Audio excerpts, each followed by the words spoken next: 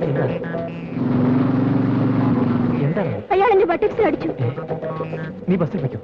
വേണ്ട ചേട്ടാ, പറഞ്ഞ അനുസരിച്ചാ മതി.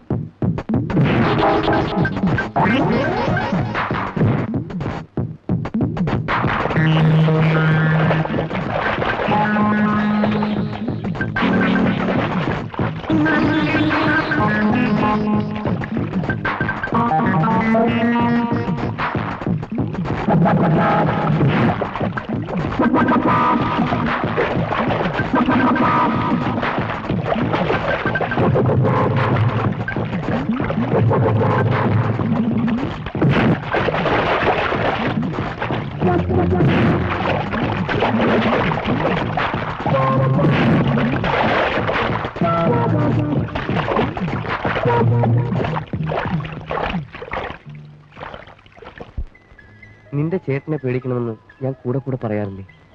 നിന്റെ ശരീരത്തിലൊന്നും തൊട്ടതേ ഉള്ളൂ, ആ പാർട്ടിയുടെ എല്ലൊടിച്ചു വിട്ടു. സൂക്ഷിച്ചോ? കാത്തു സൂക്ഷിച്ചു വെക്കാനല്ലേ ചേട്ടൻ അനിയത്തി എനിക്ക് തരാൻ പോകുന്നത്. ഇങ്ങനെ ഒരു ചേട്ടനെ കിട്ടാൻ ഭാഗ്യം ചെയ്യണം. ആ, ഞാൻ ഭാഗ്യവതിയാ. ചേട്ടന്റെ കാര്യത്തിൽ മാത്രവും അല്ല, എല്ലാ കാര്യത്തിലും. എനിക്ക് എന്റെ ഭാഗ്യം വന്നത് നിന്നോട് കൂടിയാണ്. നീ എന്റെ ജീവിതത്തിൽ ഇല്ലാതായാൽ എന്റെ ഭാഗ്യവും പോകും. ഈ ആണുങ്ങൾ മുഖസ്തുതി പറയാൻ മിടുക്കന്മാരാ. ഞാനില്ലാതായാൽ ശ്യാം എങ്ങനെ ഇരിക്കുമെന്ന് എനിക്കൊന്ന് കാണണം. ഷടാ, ഞാനെങ്ങാനും മരിച്ചുപോയാൽ പിന്നെ ശ്യാമിനെ കാണാൻ പറ്റില്ലല്ലോ. മരണം മണ്ണാൻ കട്ട, അനാവശ്യം പറയാതെ നാവടക്ക് പെണ്ണേ.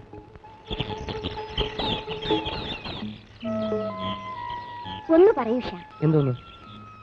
ഞാൻ മരിച്ചുപോയാൽ ശ്യാം എന്ത് ചെയ്യും? ഞാൻ ജീവിച്ചിരിക്കുന്ന ഒരു ശവമായി മാറും. ആത്മഹത്യ ചെയ്യില്ല. നിന്നെ എന്നിൽ നിന്നും പിരിച്ച വിധിയോട് പ്രതികാരം ചെയ്യാൻ ഇഞ്ചിഞ്ചായി ഞാൻ എന്നെ കൊല്ലും. സ്വപ്ന, നീ എന്തിനാ കരയുന്നത്? ശ്യാം മരിക്കുന്ന കാര്യം ആലോചിച്ചപ്പോൾ. സ്വപ്ന, നീ ഞാനും തൽക്കാലം ഒന്നും മരിക്കാൻ പോകുന്നില്ല. ഇപ്പൊ നമുക്ക് ജീവിതത്തെ കുറിച്ച് ആലോചിക്കാം, പോരെ? ഏയ് ഏയ്, ഒരു സത്യം പറയട്ടെ. എന്താണ്? നീ ഒരു ശുദ്ധ വണ്ടിയാ. ആയിക്കോട്ടെ. ഇതെന്താണെന്ന് അറിയാമോ? എന്താ? NOC, non objection certificate. ഫോറിനിൽ പോകാനല്ല, പിന്നെ നമ്മുടെ രണ്ടുപേരുടേതുമായ ലോകത്തേക്ക് പോകാൻ. അച്ഛനും അമ്മയ്ക്കും സമ്മതമാണ്. അവർ ഉടനടി വരുന്നു. എന്തിനാണെന്ന് അറിയാമോ? എന്തിനാ? നിന്നെ കാണാൻ.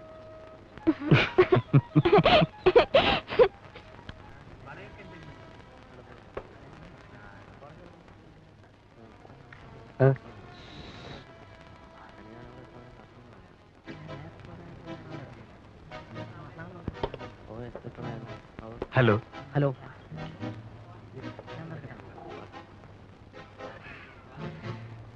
ഗൗരവത്തിൽ ആശാന്റെ ഇരിപ്പ്. ആ, ഗൗരവത്തിന് അന്തസ്സിന് എന്താടാ കുറവ്? പെങ്ങള് സമ്പാദിച്ചുകൊണ്ട് കൊടുക്കല്ലേ? എടാ അലക്സേ, അസൂയപ്പെട്ടിട്ട് കാര്യമില്ലടാ.